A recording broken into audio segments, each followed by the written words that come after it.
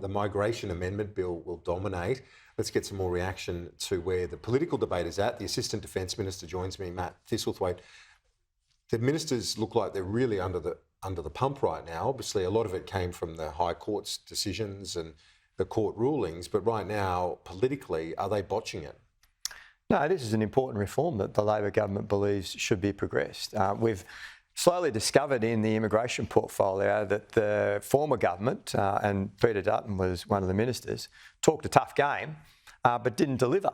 And we're now finding all of these problems, one of them being that people who are illegal overstayers, we're not talking about refugees, refuse to go and milk the system that's costing taxpayers a lot of money. So we're putting in place a regime that will allow the minister the power to ensure that those people cooperate to get the relevant documents so that they can be removed. We're talking about people who are legally overstaying in the system. The former government did nothing about it. We're intent to act on it. You want to put it in place, but you can't, because right now the Coalition and the Greens are teaming up. An unlikely scenario, but they say you're rushing it and there could be unintended consequences. That's what Dan Tehan's warning about. Well, it's a great shame that the Coalition has chosen to team up with the Greens on this and block this in the Senate. Now, it's been referred to a Senate committee and obviously we'll work through those processes. But we see this as a pretty important reform and something that's been in the offing for many, many years, but the former government did nothing about it. Now's the time to do it and get it done. Why the rush? Well, there's a few reasons. Firstly, because the previous government did nothing about it and they should have. So there's been an urgent need to fix this issue for some time and the current minister wants to act. Secondly, the Parliament's going on a 6-week break now, so we thought that there's the opportunity there to try and finalise that this week. And the third issue is that the longer you wait, the cost builds up for the Australian taxpayer, because most of these people are in immigration detention, and we know that it's quite expensive to keep someone in immigration detention.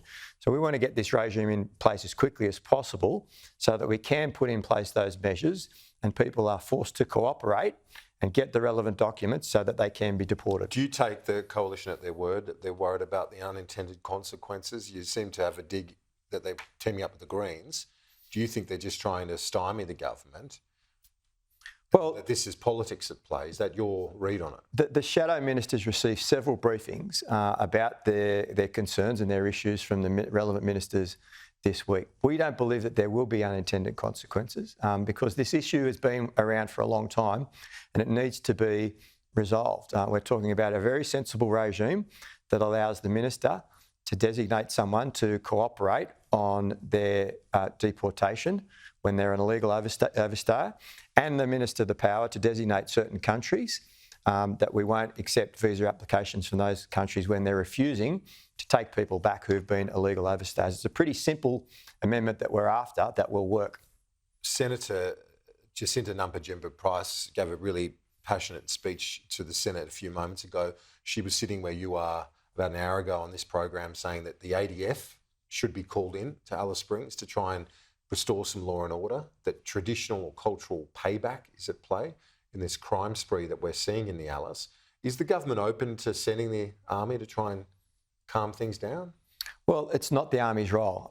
That's the jurisdiction of the state and territory police forces. So they should be the principal responders in this issue.